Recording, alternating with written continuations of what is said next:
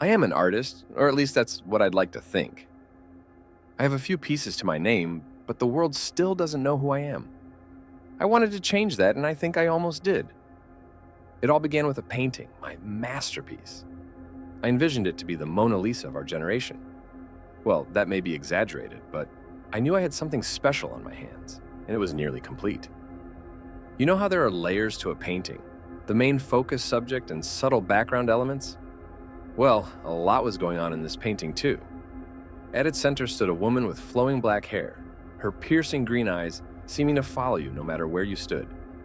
Her lips were curved in an enigmatic smile, not unlike the famous Da Vinci piece I so boldly compared my work to.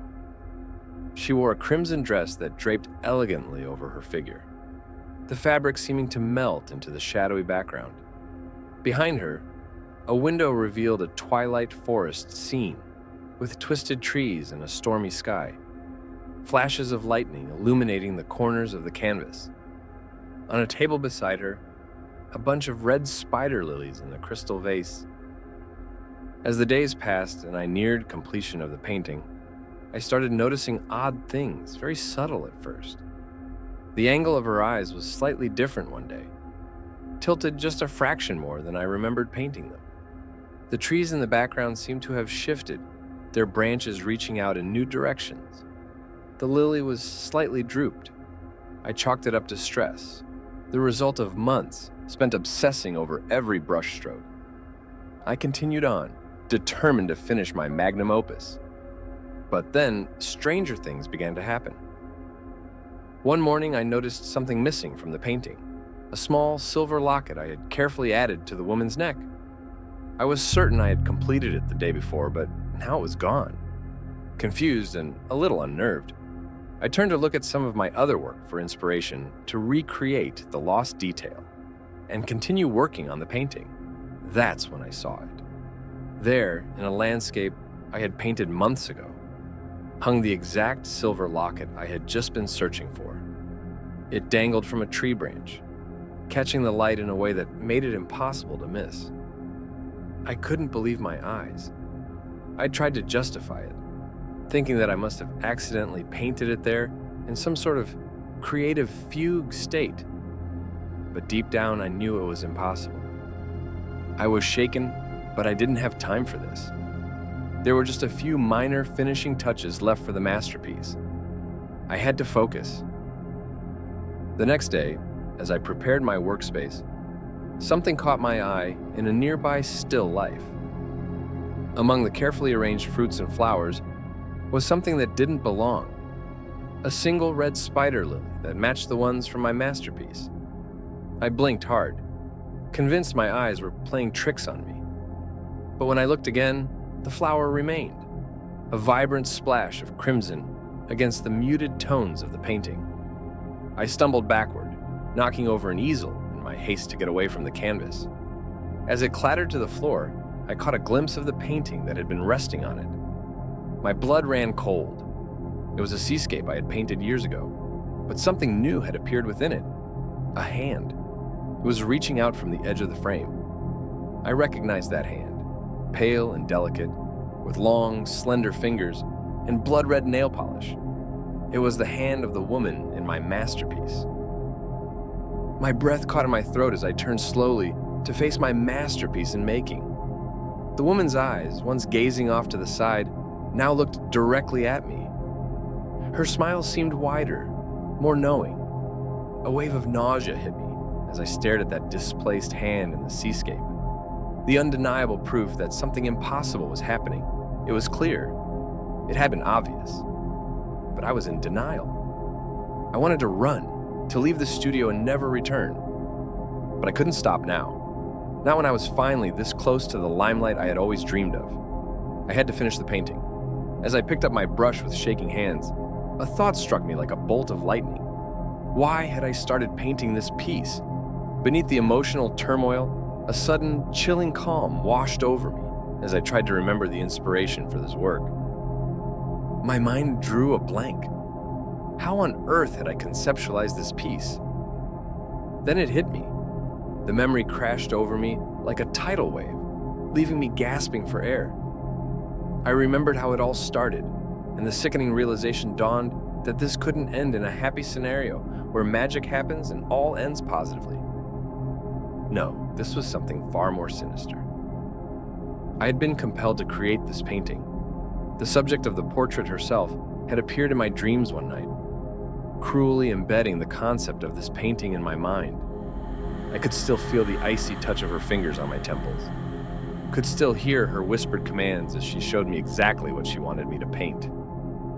I chuckled bitterly to myself. My masterpiece? Was it even mine? As I looked at the painting again, the woman's eyes bore into me. Her smile was no longer enigmatic. It was unnatural. Her lips curved upward, but there was no warmth in her eyes. "What do you want from me?" I whispered, half expecting an answer. The silence that followed was deafening. I could hear my heart pounding in my chest, the blood rushing in my ears. The woman in the painting remained still, but I could have sworn I saw her chest rise and fall with the breath. I took a step closer, my hand trembling as I reached out to touch the canvas. The moment my fingertips made contact, a jolt of electricity shot through my body. I jerked my hand back, gasping. I turned back to the canvas, my mind reeling. "This isn't real," I muttered. "This can't be happening." But as I watched, horrified, the red lily in the crystal vase began to wilt before my eyes. Its petals curled and browned, dropping one by one onto the painted table. And then, to my utter disbelief, I saw withered petals on the floor of my studio, as if having fallen right from the painting itself. Suddenly, a wave of hysteria washed over me.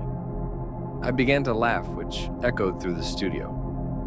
The situation was so utterly ridiculous, so completely beyond the realm of possibility, that I felt myself losing grip on reality. My mind reeled, unable to process the madness unfolding before me. But even as I teetered on the brink of insanity, something deep within me stirred. The artist in me, the part that had dedicated countless hours to this craft, couldn't bear the thought of leaving this painting unfinished. It was as if a war raged inside of me, fear and reason battling against passion and obsession. In that moment of clarity amidst the chaos, I realized that nothing else really mattered. If I couldn't finish this painting, my life's work, my passion would be for naught. What was the point of sanity if it meant abandoning the one thing that gave my existence meaning? Despite the craziness, despite the terror clawing at my insides, I made a decision. I didn't know what it would mean, what consequences it might bring, but I found that I didn't care. The world could burn, reality could unravel, but I would finish this painting. With shaking hands, I picked up my brush and palette. The woman's eyes seemed to gleam with triumph as I mixed my colors. Outside, the storm raged on, mirroring the tempest in the painting and in my soul. As I applied the final strokes, I felt a shift in the air. The room grew colder, and I could have sworn I heard the faint sound of laughter, her laughter. But I didn't stop. I couldn't stop. With one last brush stroke, I stepped back. It was done. My masterpiece was complete. For a moment, everything was still.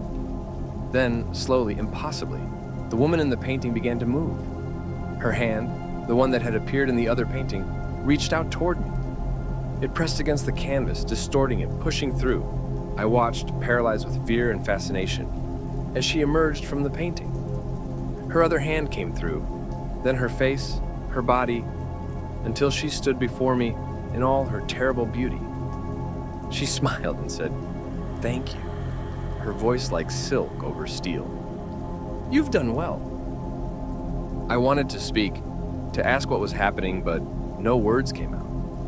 I could only watch as she walked past me, her crimson dress brushing against my arm. It felt real, so terrifyingly real. She paused and looked back at me. "Your masterpiece is complete," she said, "and now, so is mine." With that, she was gone, leaving me alone in my studio. I turned back to the canvas, my heart sinking. Where once stood my greatest work, there was now only an empty frame. The woman, the storm, the lily, all gone. But as I looked around my studio, I realized that on every canvas, in every painting I'd ever created, I could see a part of her, a A flash of crimson, a lock of black hair, those piercing green eyes watching me. As the storm outside intensified, I could sense her presence in the wind. My masterpiece was truly complete.